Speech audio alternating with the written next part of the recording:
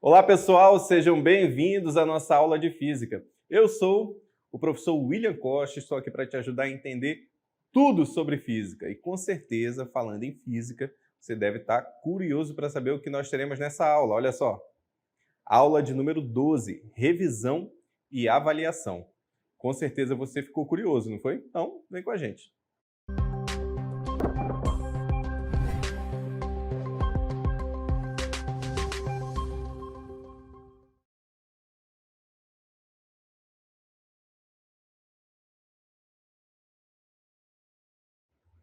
Muito bem, pessoal. Nessa aula de revisão, nós vamos tratar de alguns pontos que são super importantes. O primeiro deles é diferenciar os conceitos de temperatura e calor, tá certo? Temperatura e calor não são a mesma coisa, apesar de serem conceitos que normalmente são confundidos, né? Mas eles não são a mesma coisa. Temperatura é uma coisa, calor é outra. Então vamos a essa diferenciação, olha só. Temperatura é uma grandeza física escalar que pode ser definida como a medida do grau de agitação das moléculas que compõem um corpo. E aí nós temos as escalas termométricas, Celsius, Fahrenheit e Kelvin. Essas equações elas representam a conversão entre essas escalas, Celsius e Fahrenheit, Celsius e Kelvin. Celsius e Fahrenheit, Tc sobre 5, igual a Tf menos 32 sobre 9. E de Celsius para Kelvin, basta você pegar ali a temperatura em Celsius e somar com 273. Então, veja só, temperatura ela está associada ao grau de agitação das moléculas que compõem um corpo, beleza?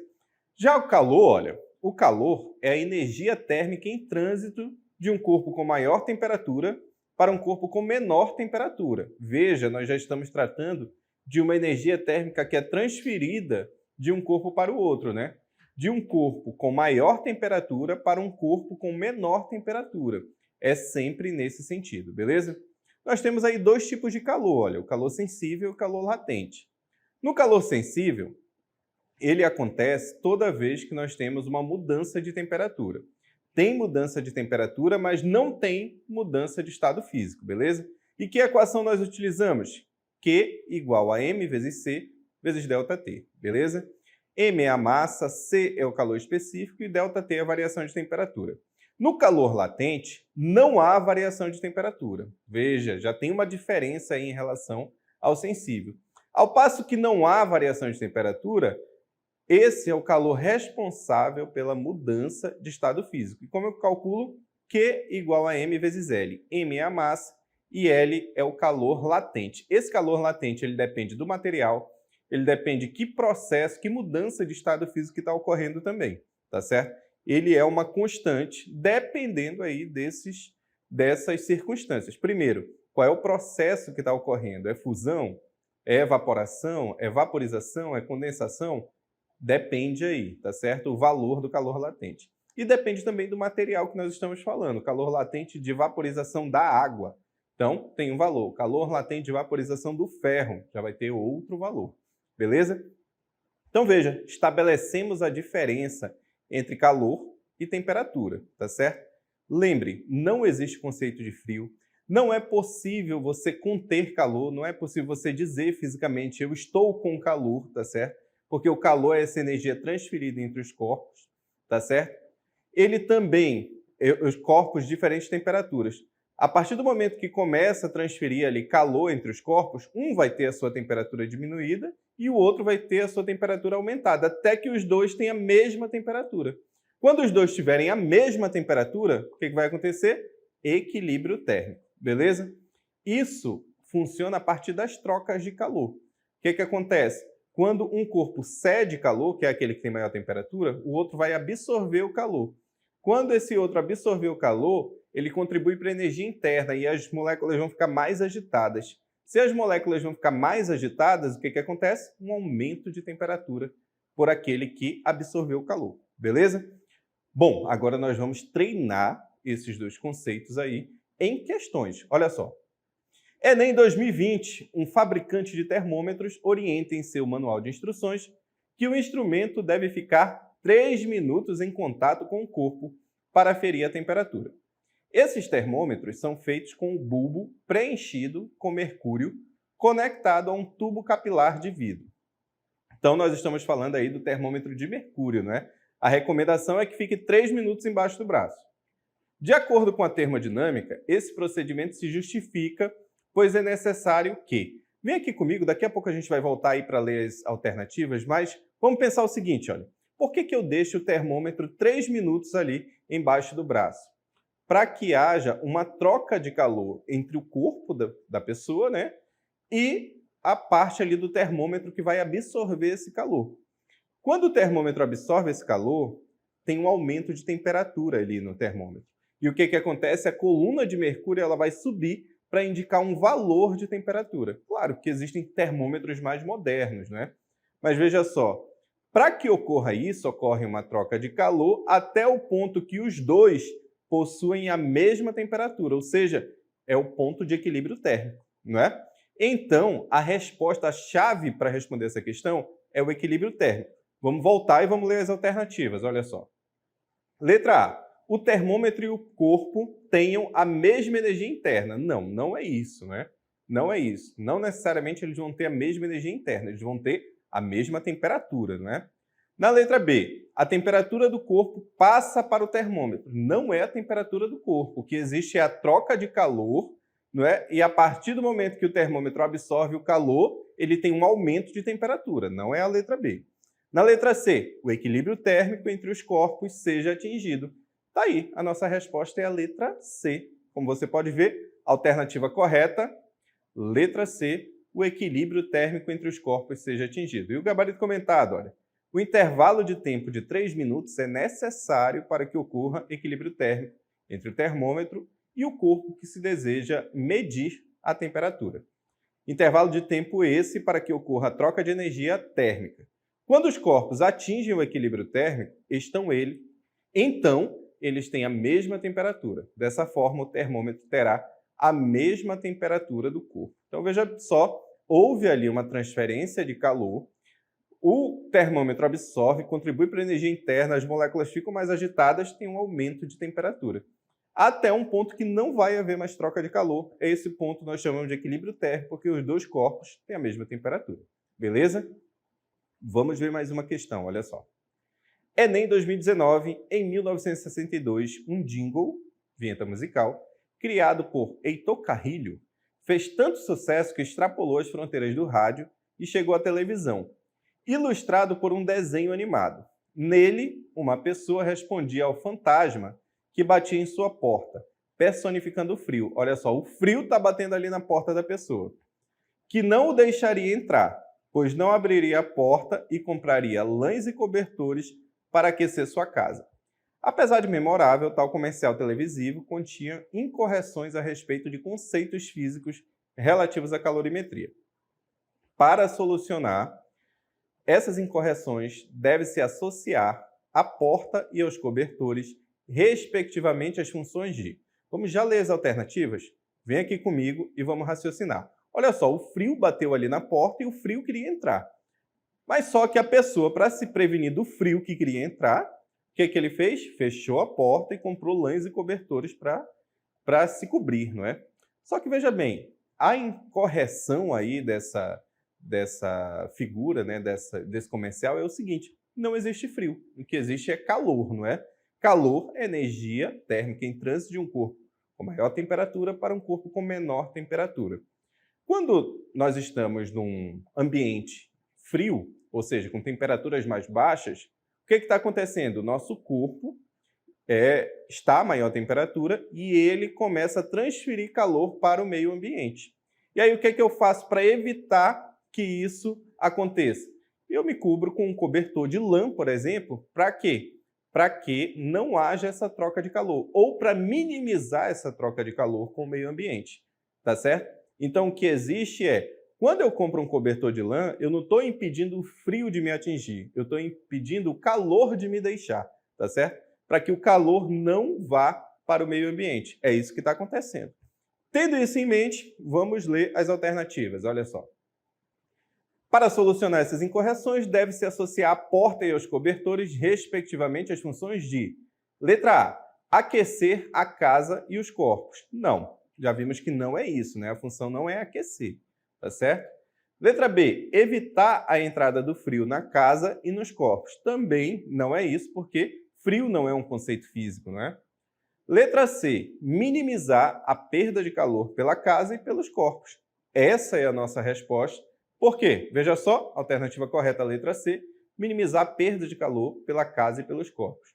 Nosso gabarito comentado, analisando a questão, percebe-se que as portas e os cobertores assumem a função de isolante térmico, assim reduzindo a perda de calor pela casa e pelos corpos, respectivamente. O sentimento de frio deve-se à transferência de calor do corpo para o meio externo. O cobertor diminui a troca de calor entre o corpo e o meio externo, evitando assim a perda de calor e, consequentemente, a sensação de frio. Então, você está vendo aí, olha, que a sensação de frio ela é devido a essa perda de calor pelo corpo humano, tá certo?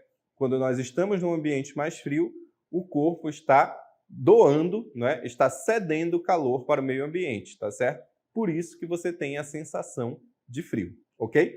Aí você usa um cobertor para quê? Para minimizar essa troca de calor. Não é para se aquecer, tá bom? Você minimiza as trocas de calor com o meio ambiente. Professor, aquelas equações que nós vimos ali, equações para o calor sensível e para o calor latente, vamos utilizar uma vez? Vamos lá, olha só essa questão do Enem. Enem 2022. A variação da incidência de radiação solar sobre a superfície da Terra resulta em uma variação de temperatura ao longo de um dia, denominada amplitude térmica. Edificações e pavimentações realizadas nas áreas urbanas contribuem para alterar as amplitudes térmicas dessas regiões. Em comparação com regiões que mantêm suas características naturais, com presença de vegetação e água, já que o calor específico do concreto é inferior ao da água, assim, parte da avaliação do impacto ambiental que a presença de concreto proporciona às áreas urbanas consiste em considerar a substituição, olha só, considerar a substituição da área concretada por um mesmo volume de água. Então, veja só, como eu vou realizar esse estudo? Fazendo com que um volume de água seja igual ao volume de concreto, tá certo? Aqui a questão já colocou, olha.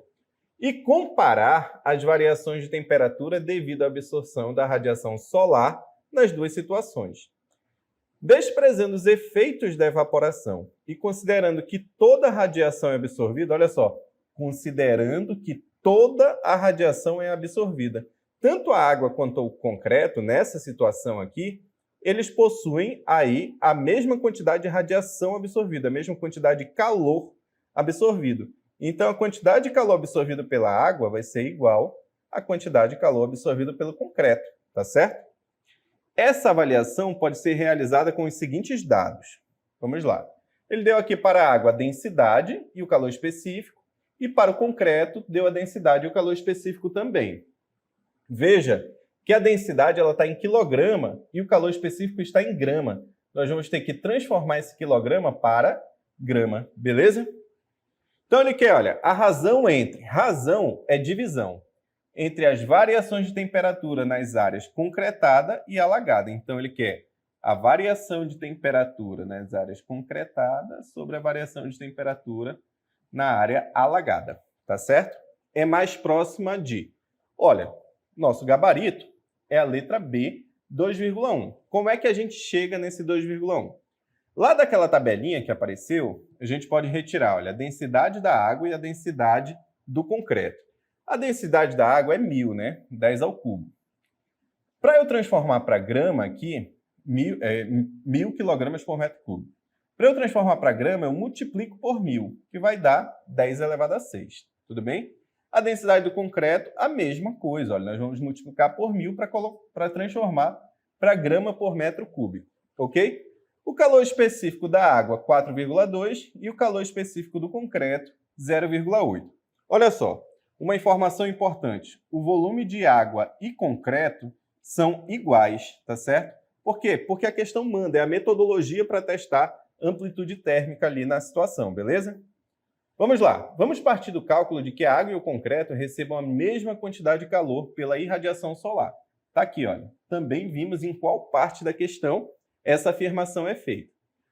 Como vai haver uma variação de temperatura, nós temos calor sensível. E aí você vem, ó, quantidade de calor da água, massa da água, calor específico da água, variação de temperatura da água. A mesma coisa para o concreto.